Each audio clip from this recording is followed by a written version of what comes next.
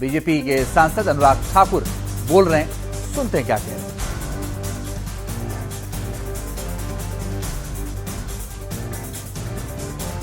Islamic scholar हुए रियाजुल करीम, उन्होंने एक किताब लिखी थी, एक लेख लिखा था, इस्लाम और वंदे मातरम। मैं इस्लाम इसलिए कह रहा हूं कि मुझसे पहले के कांग्रेस, डीएमके और अन्य वक्ताओं ने कहा कि मुस्लिम इसके विरोधी थे। नहीं साहब, मैं इसकी सच्चाई पर आपके प्रकाश डालना चाहता हूं। उन्होंने वंदे मातरम के समर्थन में एक लेख लिखा, इस्लाम और वंदे मातरम। रियाजुल करीम ने लिखा कि साजिश के तहत वंदे मातरम का विरोध शुरू करवाया गया ताकि मुसलमानों को स्वतंत्रता संग्राम के आंदोलन से धीरे धीरे हटा दिया जाए। रियाजुल करीम ने लिखा कि वंदे मातरम वह गीत है जो गीत गूंगों को जबान दे दे, जो कमजोर दिल के थे उनको साहस दे दे, जो सन्यासी विद्रोही हो या भारत का स्वतंत्रता संग्राम या फिर देश के लिए सीमाओं पर लड़ने वाले जवान हो, वंदे मातरम के उद्घोष से ऐसा जोश पैदा होता हो कि मुर्दों में भी जान फूंक दे, मुर्दों में भी जान फूंक दे। बढ़ते कदम रुक जाते हैं, सर तन जाते हैं गरूर से। बढ़ते कदम रुक जाते हैं, सर तन जाते हैं गरूर से। कान में पहुंची जहां झंकार, वंदे मातरम, वंदे मातरम। जिन लोगों ने वंदे मातरम के विरोध के बहाने मुसलमानों को स्वतंत्रता आंदोलन से अलग करने का प्रयास किया, आज वो देश के विकास में और विकसित भारत के इस सोच के साथ भी उनको जोड़ने के लिए या उनसे अलग हटने का प्रयास कर रहे हैं। माननीय सभापति जी, वंदे मातरम राष्ट्रभक्तों के लिए, वंदे मातरम हम राष्ट्रभक्तों के लिए एनर्जी है, और कुछ लोगों को इससे एलर्जी है। अब एलर्जी वालों को तो हम कुछ कर नहीं सकते, लेकिन 150वीं जयंती पर मैं इतना जरूर कहूंगा कि अंग्रेजों को तो वंदे भारत से दिक्कत थी, जिन्ना को वंदे भारत से दिक्कत थी। स्पीकर साहब प्लीज स्पीकर। अंग्रेजों को वंदे मातरम से दिक्कत थी, अंग्रेजों को वंदे मातरम से दिक्कत थी, जिन्ना को वंदे मातरम से दिक्कत थी, जिन्ना के मुन्ना को भी वंदे मातरम से दिक्कत है। अध्यक्ष जी, मैं बड़ा स्पष्ट कह रहा हूं, इसमें आपको क्या सर, माणिकम टैगोर जी को क्यों ऐसा लगता है?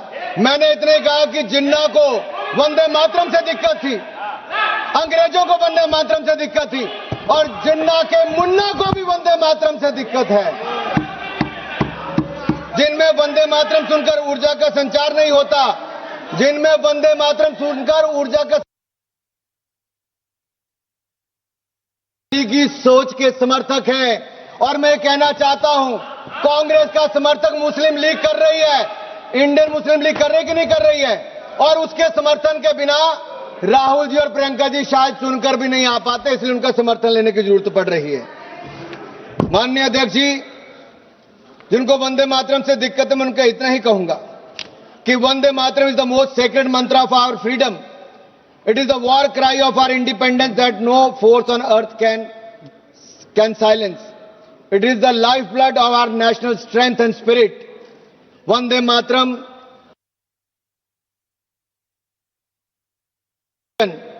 These twin words, Vande Mataram, has no beginning, no end. They are eternal and immortal. अध्यक्ष महोदय, वंदे मातरम का जहां एक और हम आज 150वां साल मना रहे हैं, वहां कुछ लोगों के पास इस महापाप का प्रायश्चित करने का अवसर भी है, लेकिन रेडिकल कम्युनिज्म और लीगी मानसिकता के साथ जुड़े लोग शायद इस पर सुधार ना करें, क्योंकि वंदे मातरम को उन्होंने आधार बनाया था पॉलिटिक्स ऑफ अपीसमेंट का, तुष्टीकरण की राजनीति का। उस समय वोट बैंक की राजनीति उनको भविष्य में भी दिख रही थी और आज भी दिखती है। इसलिए बांटो और राज करो की नीति तो अंग्रेजों की थी, लेकिन इनकी नीति काटो, छांटो, विवाद खड़ा करो और फिर जड़ से ही खत्म कर दो। इन्होंने वंदे मातरम के साथ भी वैसा किया और देश के भी दो टुकड़े करने का काम नेहरू जी की सोच के कारण उस समय हुआ था। ये कहते हैं, सोनिया जी ने एक बार कहा कि नेहरू जी को बदनाम करने का काम करते हैं। मैं बड़ी गंभीरता से कहता हूं सर, हम लोग जवाहरलाल नेहरू जी को बदनाम नहीं कर रहे, मैं तो देश के सामने सच रख रहा हूं। हम तो देश के सामने सच रख रहे हैं साहब, और सच्चाई यही है कि जब वंदे मातरम को काट छाट दिया गया तब ओमकार ठाकुर जी हो, पुलस्कर जी हो, उन्होंने कहा कि हम कटा छटा वंदे मातरम नहीं गाएंगे, हम पूरा का पूरा गाएंगे, जिसको विरोध करना करें। केवल 2 संजों तक इन्होंने सीमित कर दिया, टुकड़ों में देश को बांट दिया। उस समय जिन्ना को खुश करने का काम किया, आज जिन्ना के मुन्ना को खुश करने का काम कर रहे हैं। मैं माननीय सभापति जी, 27 जुलाई 2018 को कांग्रेस की एक बड़ी रैली बंतवाल में दक्षिण कन्नड़ में हो रही थी। राहुल जी ने मंच से कहा सिंग ओनली वन लाइन, सिंग ओनली वन लाइन। अरे राहुल जी ने 2 स्टैंजे तक कर दिया, नेहरू जी ने 2 स्टैंजे तक कर दिया, राहुल जी 1 लाइन तक सीमित कर रहे हैं। और यही नहीं, मुझे नहीं पता सर कि आखिरकार ये इतना विरोध इसका क्यों करते हैं और इसका मूल कारण क्या है सर। ये लोग जब अपनी सत्ता में भी वंदे मातरम पर माननीय सभापति जी, माननीय अध्यक्ष जी, वंदे मातरम एक समय मैं सिर्फ सच्चाई मंच पे ला रहा हूं। यूपीए की सरकार 2006 में थी, उस समय कहा गया कि सभी शैक्षणिक संस्थानों में वंदे मातरम गाया जाएगा, लेकिन कहीं ना कहीं कट्टरवादियों ने, जिन्नावादी सोच वालों ने इतना दबाव बनाया कि उस समय की चेयरपर्सन, यूपीए चेयरपर्सन ने कहा कि नहीं, इसको आप अनिवार्य मत करिए, इसको स्वैच्छिक कर दीजिए। मेरा या इच्छा का विषय हो सकता है, वंदे मातरम गीत इच्छा या अनिच्छा का विषय नहीं हो सकता। वंदे मातरम तो हमें मातृभूमि के सामने सर झुकाने से भारत माता को नमन कर भावना को कोई आहत नहीं होती है सर।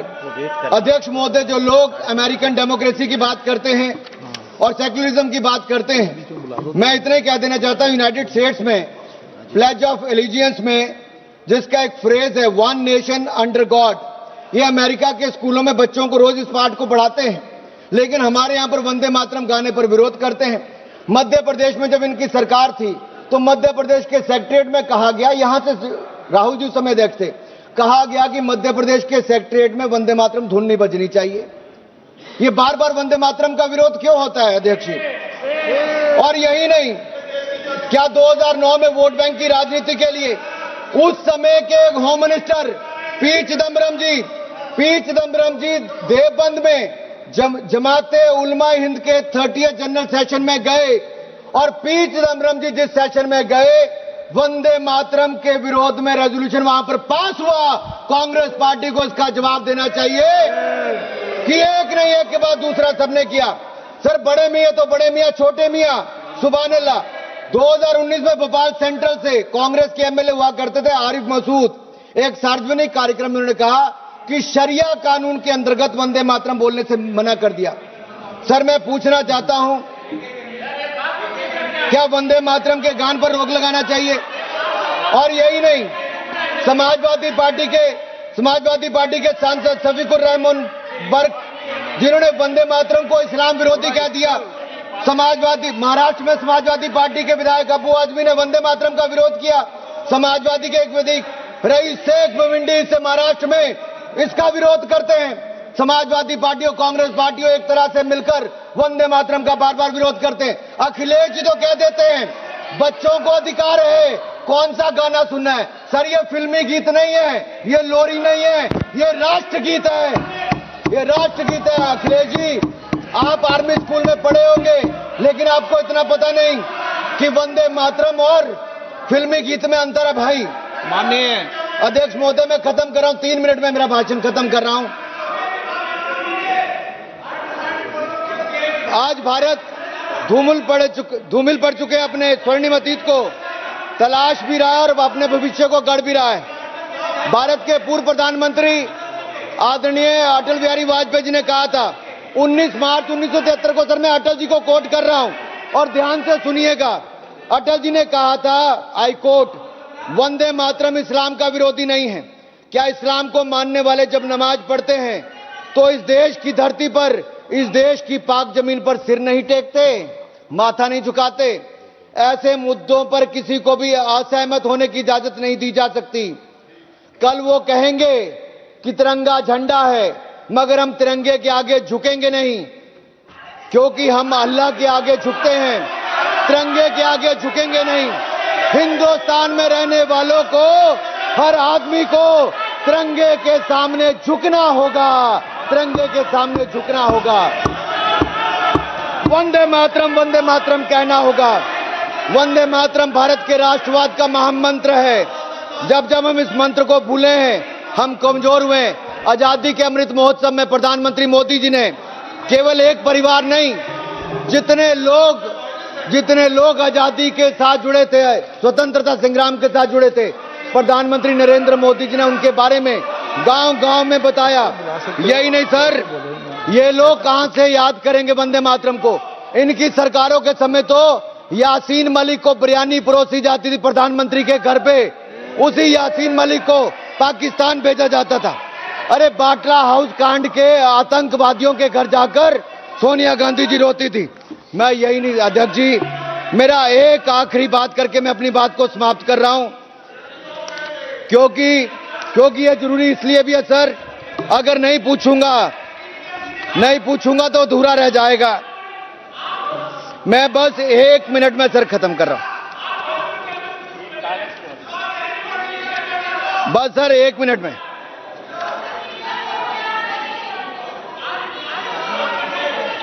नहीं ये लोग बहुत हमला कर रहे हैं सर।